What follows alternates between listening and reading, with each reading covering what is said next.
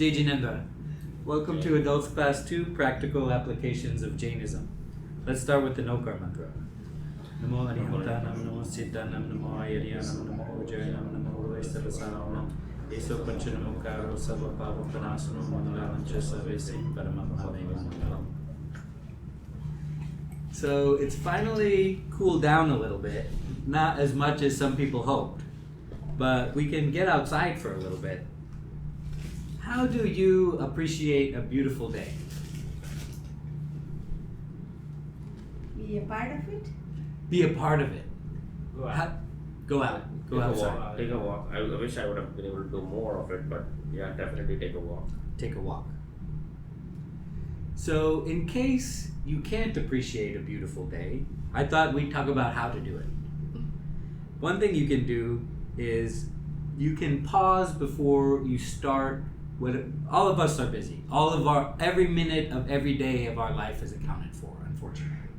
So one thing you can do is before you start what you're going to do, you take a pause for 20 seconds and you experience the day. So before you start mowing the lawn, you stand in your driveway and you appreciate what you have. Before you start checking the mail, you go on a mindful walk to the mailbox, right? So before and after your activities, which you have to do, then you take 20 to 30 seconds to enjoy the day. One way to do that is by activating one sense at a time, right? Look for something pleasant, listen for the birds singing, feel the wind on your skin while you do that. Another thing you can do is you can name the things that are good that are happening to you. And this sounds really dumb because it's just like you would never say these things out loud. Like, the air feels great on my skin, right? You never really do that, but you have to be Captain Obvious in your own head. Because when you do that, remember that prayer is always best said out loud because it activates more of your senses than if you just say it in your mind. So saying these things out loud, hopefully when you're alone, makes you appreciate it more because you activate more of your senses. So if you can say, oh, the sunlight looks really good today. You would never say that when you're with your friends, right? But if you say that, then you appreciate the beauty more. And that's one way to appreciate a beautiful day more. Another good way is to slow down. When you slow down, you walk a little bit slower, you drink your tea a little bit slower, you look at something for longer than you might normally look at. If you're taking a walk and you're looking at a beautiful flower, you look at it for longer than you might normally look at it. And what that does is that sends a signal to your brain that, hey, this is important. And your brain records it differently. Because now you've told your brain through your actions that this is important by slowing down, you're more likely to remember it. And the more memories you create of that, the greater part of the cumulative sum of memories that you have will be of that. Right? And so that's another way to appreciate a beautiful day. Another way you might want to do that is to create a tiny kind of ritual that you do for all the beautiful days. One thing that we should try to do is when we take a walk, we take our keys, but we leave our phone in the house. Okay, just leave the phone in the house and then just bring the keys. And then that is a way to kind of disconnect. You could create a ritual like taking a walk on beautiful days. You could create a ritual of, instead of driving somewhere, walking somewhere. And this is why tea time is such a ubiquitous ritual across cultures, right? Because we have a ritual of tea time, and that helps us appreciate our day, and that helps us reflect, and that helps us do a lot of things, recharge, things like that. And so that's why you see it across cultures, this concept of tea time, because it is that tiny ritual. Another thing that I like is if you do a tiny act that's creative or joyful that helps someone else. You could send that text message you've been waiting a week to send to your friend, checking in with your friend. You could break out your phone and take a picture of that beautiful flower you saw on your walk. Again, you're telling your brain that this is important, right? Because so often we have the things that are important thrust upon us, and those are stressful things. Like this deadline is important, or this emergency of my child crying is important. And those are all the things our brain records. So when you wonder why you're stressed out, when you think back on the texture of your life, it's just all negative things because our brain has recorded only the negative things. And we've just walked by all the positive things without recording them in our brain. And so when you do that, when you send one text or take one picture or you do something small and creative, it reinforces that, hey, this is not a routine. This is something I'm intentionally doing. Questions or comments about that? How to appreciate a beautiful day like the one we're having today? Well, I was very lucky. When I was a child, I loved rainy days. So I never had this false concept or fell into this trap of always wanting a sunny day, right? And the deeper truth, of course, that you've guessed by now, is all days are beautiful, right? We have the experience, we have the capability to appreciate all days, right? A hot day, those days where the sweat is just running down your back, a rainy day, a freezing cold day, they're all beautiful. And we can do those things whether the day is quote unquote beautiful or not, right? One thing we can do to appreciate those types of days is we have that expectation that, well, if it was sunny, I would be enjoying life more, right? Well, that's not true. It's not true. And I know that's a lie that you tell yourself to feel better about yourself, that you're not in the situation you want to be, okay? So you can repeat to yourself, well, the day doesn't have to impress me to be a beautiful day, right? Another thing you can do is you can look for those moments in those types of days when you're having one of those days that, well, the day went to hell, but I had my tea, we took my tea time, I reflected on my day, I connected with my partner, and that was a good part of the day. When you can still do that one joyful small task on a rainy day, you can still send a text to your friend checking in. And you can appreciate that.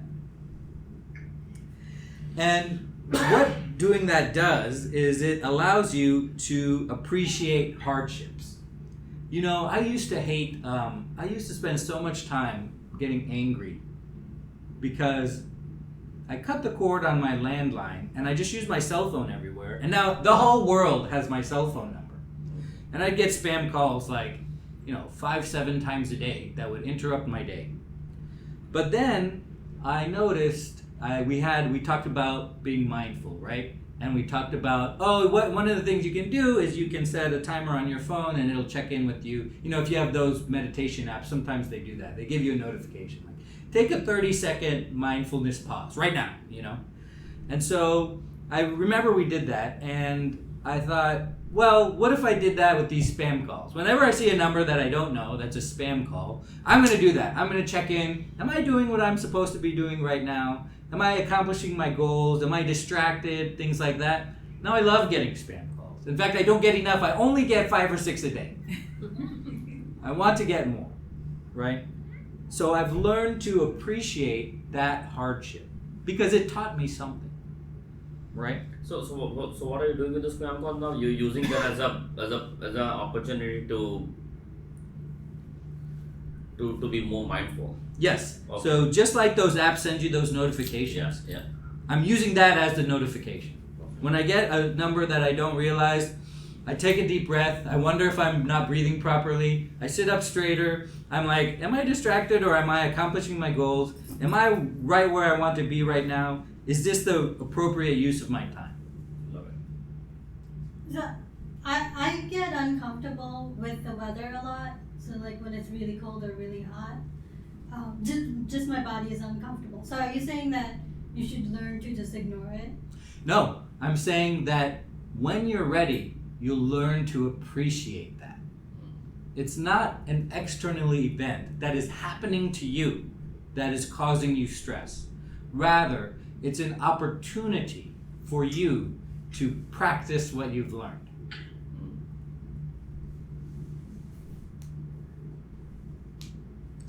One of the ways you can do that is by reframing the ugly parts of the weather. When it's raining, instead of saying the rain is miserable and I'm miserable, saying no, this is an opportunity for me to slow down and to take things more mindfully.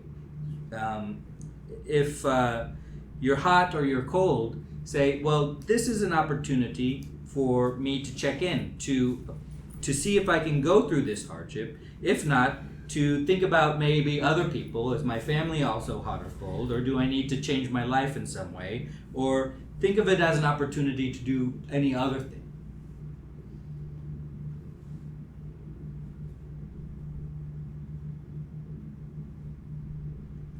Another thing we can do on these types of days is to just try to practice a minimum amount of appreciation. It's often hard to, when we say we want to try to find the silver lining in a rain cloud, that means we want to try to find what little positive there might be in a negative situation. And that's something we have to practice. We can't just do that. It's like a muscle we have to keep using. So now the next time we have one of these days, we'll try to find what minimum kind of appreciation you can and use it as an exercise to find these silver linings. Another thing you can do is to notice how the weather is like life, right? There are things you can't control. There's only things you can react to. And why react negatively to things you can't control?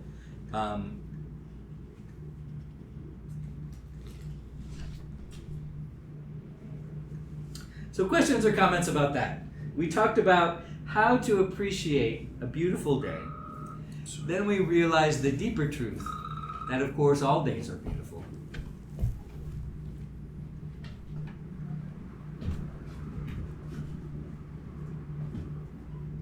Does anyone have any kids that play sports?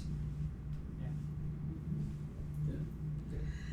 One of the hardest things to teach a kid is that the game is made up of individual plays.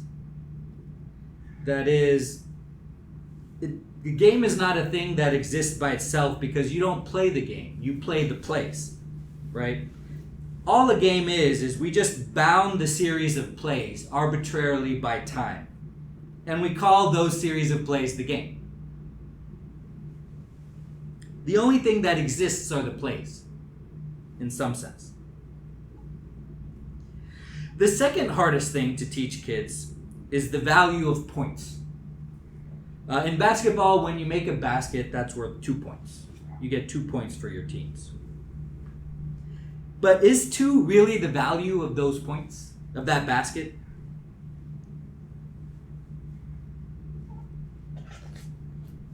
Well, I asked you that question to ask you this question. Anybody here play poker or trade stocks or know anything about accounting? Yeah, some people? Okay. So in poker, we have a concept. You're trained to learn about the expected value of a hand.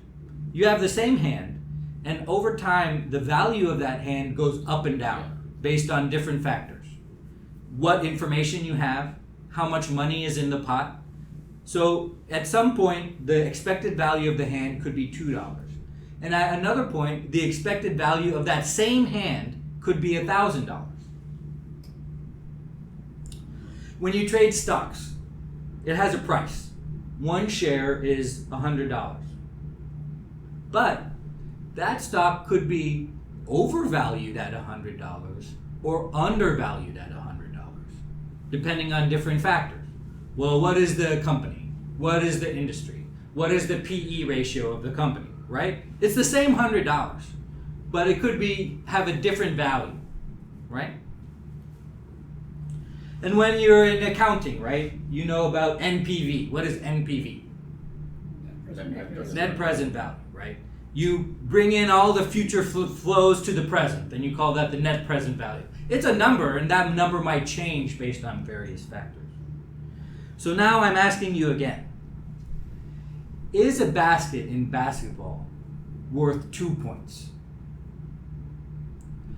Well, on one end of the spectrum, you have the person that says, a basket's a basket. 2 points is 2 points. The basket is always worth 2 points. That doesn't change. In the middle of the spectrum, you have the guy that says, well, hang on, it depends. You can't tell me that the 2 points at the start of the game is the same as a 2-point game-winning basket at the end of the game. They're different values. We talk about winning, so we talk about win shares and how much closer towards winning that basket got you. At the beginning, when the score is 2-0, that basket got you 0. So the point might as well be worth 0.023 points. But if you hit the game-winning basket, that basket won you the game. So that basket was worth an infinite amount of points because we're talking about winning the game. So no, 2 points is not always 2 points. That basket is not always worth 2 points. It depends on other factors, like when in the game it was, who took the shot, or how many win shares did that basket get you?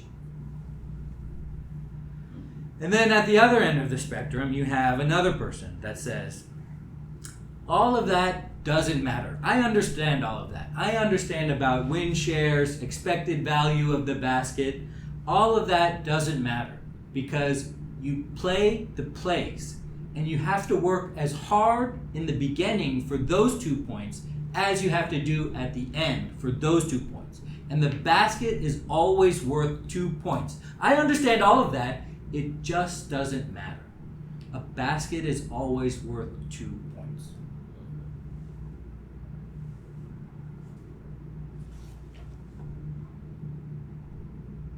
All right. I hope you understood that because your life doesn't exist. Just like the game doesn't exist. The game is just a series of plays that actually exist, arbitrarily bounded by time. You don't live your life. You live moments of your life. Your life doesn't exist. Your life is a series of moments arbitrarily bounded by time.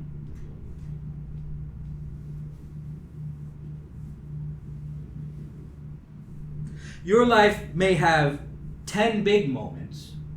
You get married, you have a child, you have changed jobs.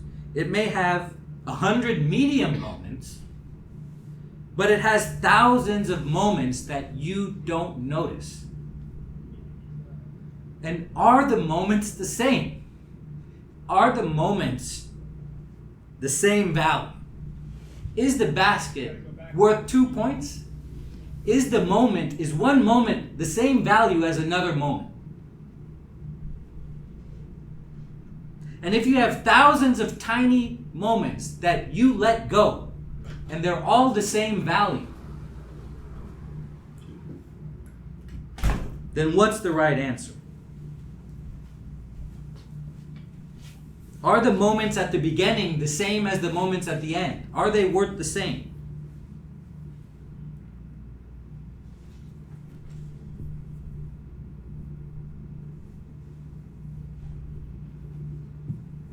So by changing those moments, by appreciating a beautiful day, you can change the texture of your life. The texture of your life is the small habits you have throughout the day, the small reactions you have, the small thoughts that you have.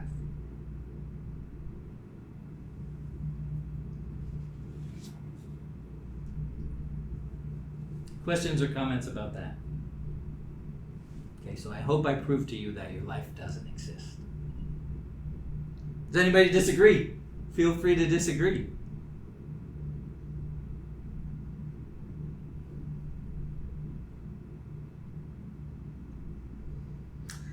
So, you have a big problem if you can't appreciate the small moments in your life. That is, anybody here ever been unemployed? I've been unemployed. We start feeling guilty about doing things we used to do that we like to do.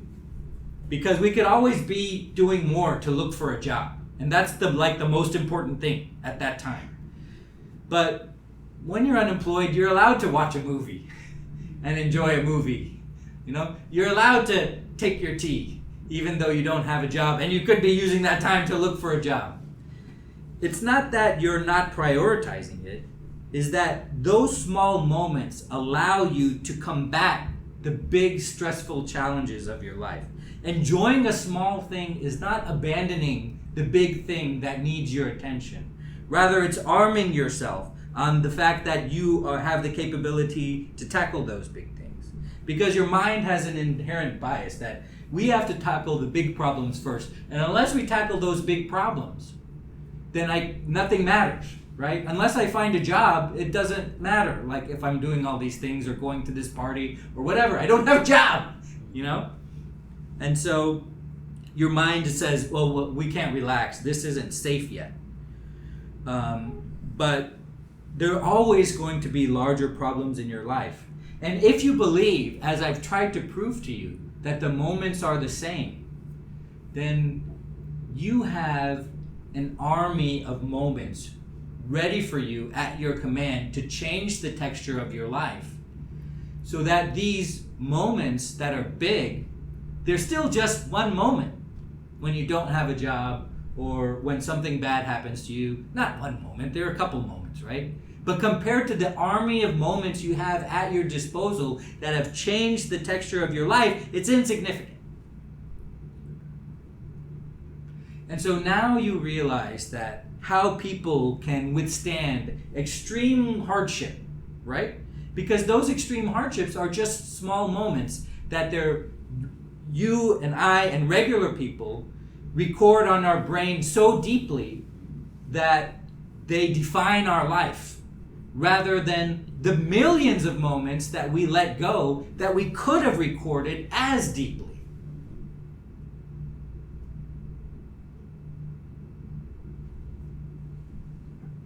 So if you're unable, if currently in your life right now, you have trouble appreciating those small moments, it means you need to change your life. It's not something that you can let go and it's okay. It means it's not something is wrong. It means you need to take action. Okay? You might be overwhelmed. Your mind might be stuck in a constant fight or flight mode because of stress. Your brain maybe needs to think that it has to stay tense in order to stay alive. Something is going wrong with the texture of your life that is made up of these moments. There are things we can do if you find yourself in that situation. Don't say that there's something wrong with you. Say that there's something going on in your life that you need to change. Reframe your problems. It's not that you shouldn't be allowed to enjoy things until the big things are fixed. It's that, well, you're allowed to have small joys in life that support you while you work through the big things. And do the same things we talked about when appreciating a beautiful day. The same stuff, you know. Step outside, pause before you start and after you stop an activity. Use your senses one at a time. Be Captain Obvious in your head. Create a ritual. All those same things we talked about.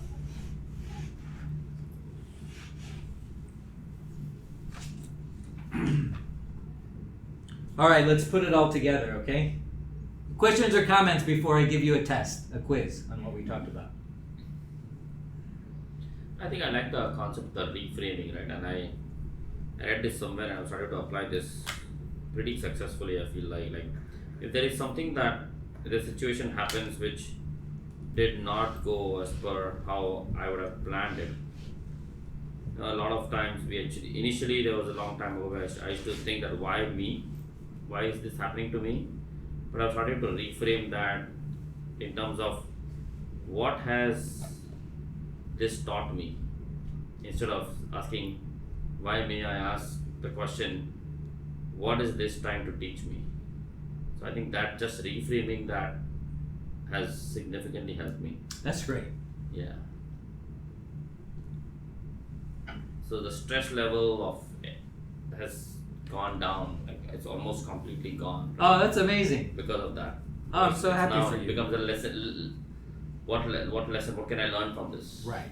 This is what I. That's make great. my points comfortable. And that's what this class is all about, right? Yeah. Using Jane principles to increase the quality of your life right now. Other questions or comments before our quiz? Okay, let's put it all together. We learned, number one, you can learn to appreciate beautiful days. Number two, you realize the deeper truth. All days are beautiful. Number three, you learn that life is made up of a series of moments. Number four, you learned about the difference between 2 points at the start of the game and is that different from 2 points at the end of the game. Okay? Number five, you learn to appreciate beautiful moments no matter what challenges you face. Right? We talked about that just now. Right? Okay. So here's the quiz. Therefore, that means all the moments of your life are Beautiful.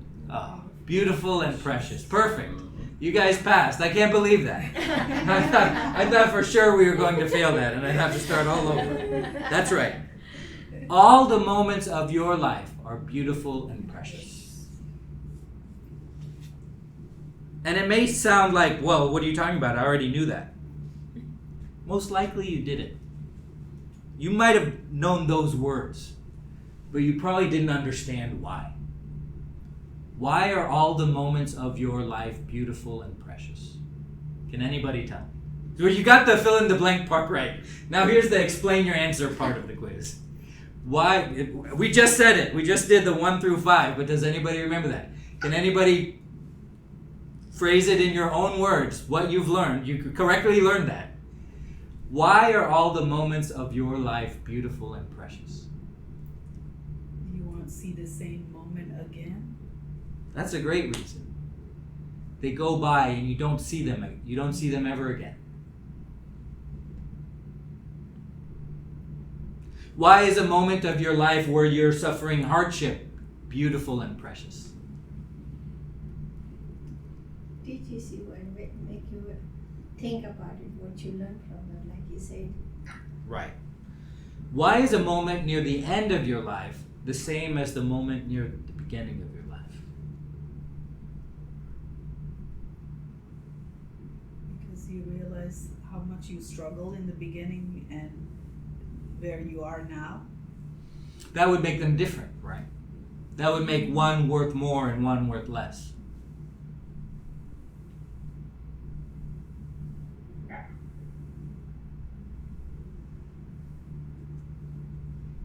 We only understand that when we're old. Young people don't understand it at all. They don't understand the time they're frittering away, right? The time that they could be doing to further their goals, to accomplish whatever they want to accomplish. But when you get old, you realize that. And then you get mad at young people for wasting their time because they don't realize the value of their time. And that the 2 points at the beginning of the game might be worth the same as the 2 points at the end of the game.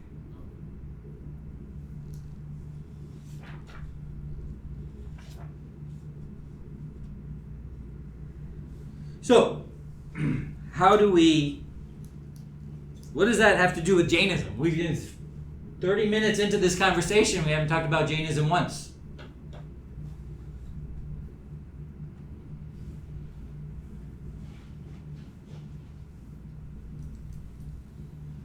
I mean, the real question is, how could it not have to do anything with Jainism? That's a harder question. How does it not have anything to do? It's easy to find things that it has to do with Jainism, right?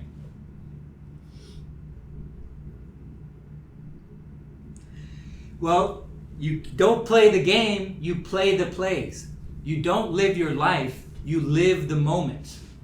What are you doing with those moments? What are you supposed to be doing with those moments? Oh no, we talked about not Jainism for so long. You guys completely forgot about Jainism. The goal is to go to moksha. And how do we go to moksha? By getting rid of our karma. And how do we get rid of our karma? By performing nirdra and samvara. So what should you be doing in each moment? Nirdra and samvara. Your life is a series of moments that you're wasting by not doing nirdra and samvara. And each moment is precious and beautiful. And each moment that you let go was another moment that you could have been doing that. And just like when we're old, we realize that young people are frittering the time away, and we might have been frittering our life away, worrying about things that are not important because our brain recorded them incorrectly, and we didn't control our brain to record the texture of our life correctly. We learn that maybe we should be using our moments correctly.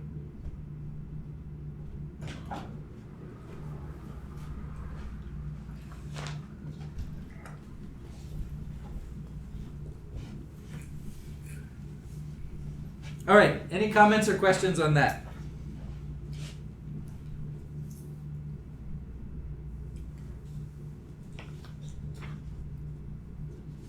Well, listen, it's not too late.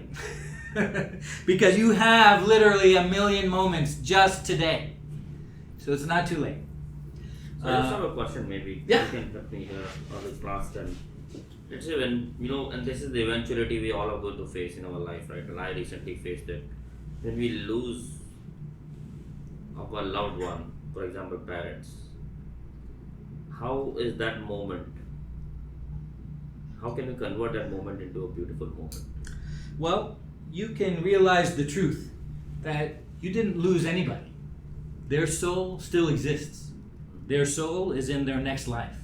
And you can use it to reaffirm the realization that you're on the right path.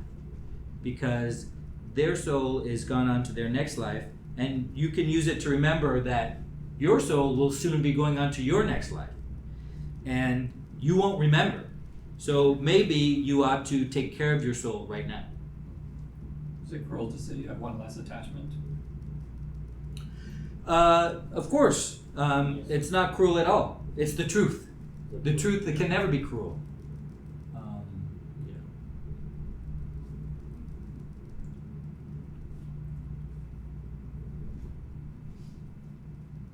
All right, so it's easy to say.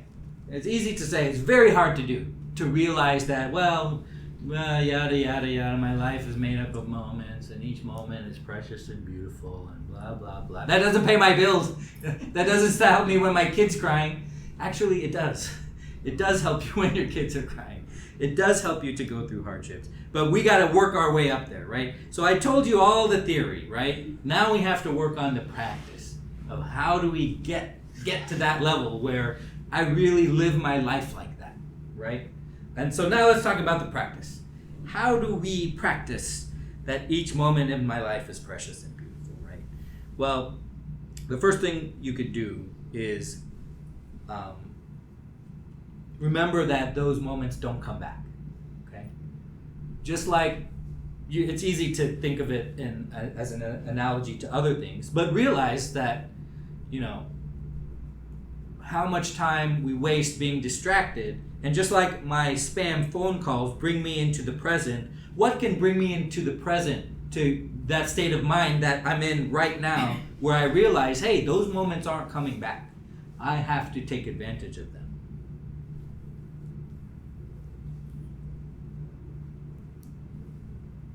One of the things you can do is, of course, be more present during your day when you're having a conversation with somebody. Really have a conversation with them instead of waiting for your turn to speak. One thing you can do is not to let any moments be neutral, right? Always have a moment be when you're working towards some of your goals.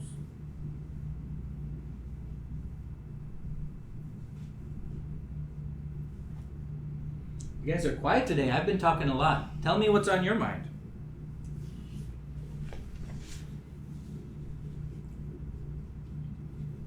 See, you mentioned experiencing hardships, right?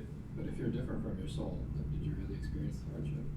You are your soul. You're not different from your soul.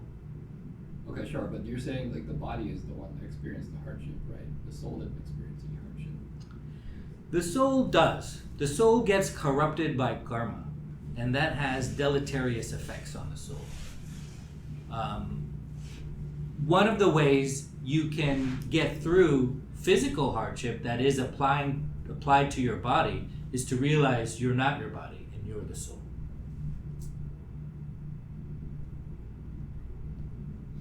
I like the idea of evaluating moments, that you're not basically wasting your moments, but you're directly using it towards the goals that you have set for yourself. Right. That's a very nice way to make sure that we end up wasting so much time on so many other random things Right. every day.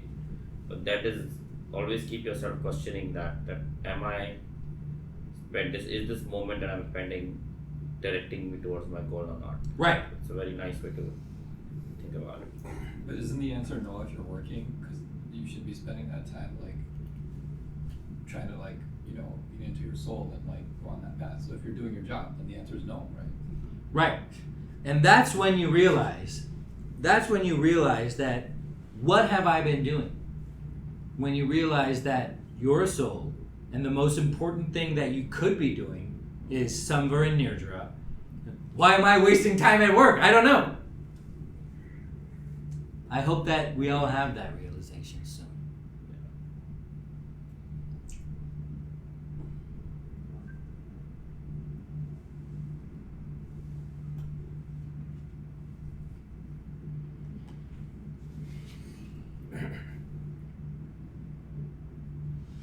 All right, so what we talked about is a little bit abstract and very complicated. How do we teach our kids that? Well, it's actually easier because the kids know it and we don't know it. Because a day is very, very long to a child. Extremely long. You wouldn't believe how long it is. You might have forgotten already. They know that it's made up of moments more than you. In fact, we can learn from our children in this respect.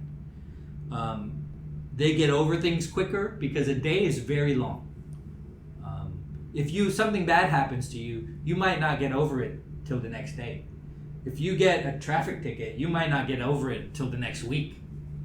A kid will get over it in the next 30 minutes.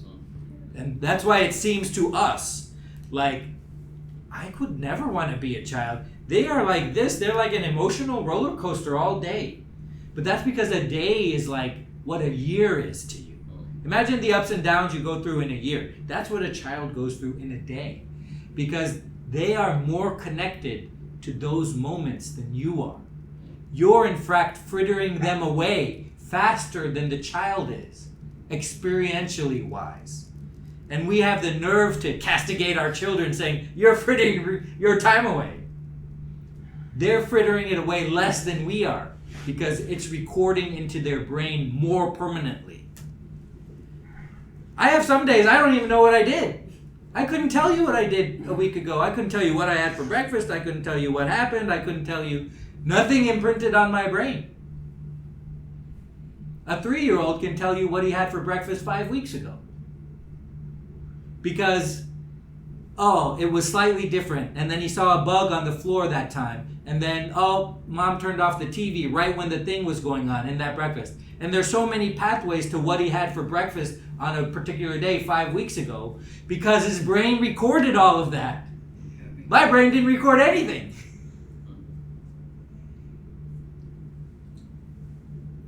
So it was a trick question. Kids can actually teach us more about moments than we can teach them. Unfortunately, they don't understand that whole Samvara and Nirdra thing and the preciousness of the moments, and we can teach them that. Questions or comments about that?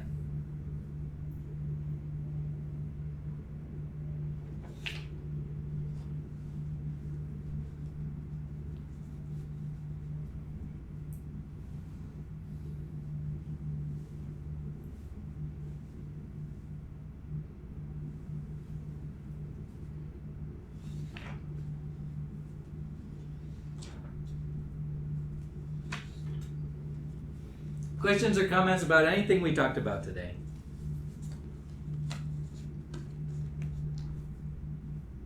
Why is the kids, I mean, they can remember like whatever we discussed 5 weeks, anything 5 weeks ago, or we can remember? Is it because they live the moment, they are in the moment, and we have like 1,000 things going around, and that's why we don't remember? What is it? Yes, that moment was more important to them than it was to you, than a moment 5 weeks ago was to you. And because it was more important to them, and they slowed down, their brain recorded more of it. And because their brain recorded more of it, they have more neural vectors to get to that and the answer to that question than you do. Because there are multiple ways to get to the answer to that question. Oh, I remembered what I had because of this that happened during breakfast, this other thing happened during breakfast, and this other thing that I liked happened during breakfast, and this other thing that I hated happened during breakfast, which was 10 minutes long. 5 things, they have 5 pathways to get to that answer. You have 0 pathways to get to that answer.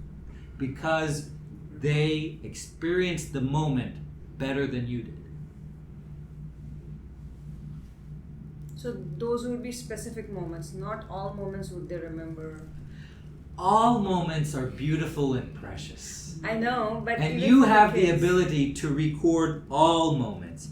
And if you think your life is going by extremely fast, one way to slow it down is to appreciate every moment. And you will create so many pathways to each moment in your brain. You'll experience life like a child does, where one day is a year's worth of ups and downs.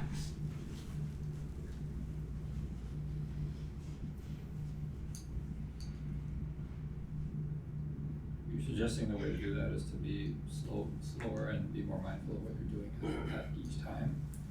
That's right. And when you do that, you have more opportunities for, instead of being distracted, for Jainism to insert itself and you to realize, oh, what I'm supposed to be doing is Samvara and Nirdra. And if I slow my day down, I can get those in better.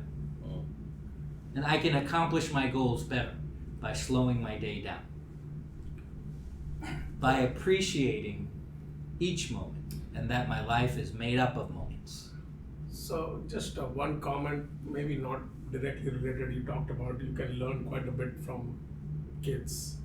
And lately I've been paying more and more attention, right? My son, 14 years old, and I can go with him for a walk and I can chat and talk about his stuff, and I can ask simple questions, and it is really amazing how simple solutions they have, right? Like when I talk to him about school, where he goes and he may have a tough day, and teacher or friend or something, I'll ask him, so what do you think? And I'm like, I'm going to do this and that, and how easily they are able to find solution.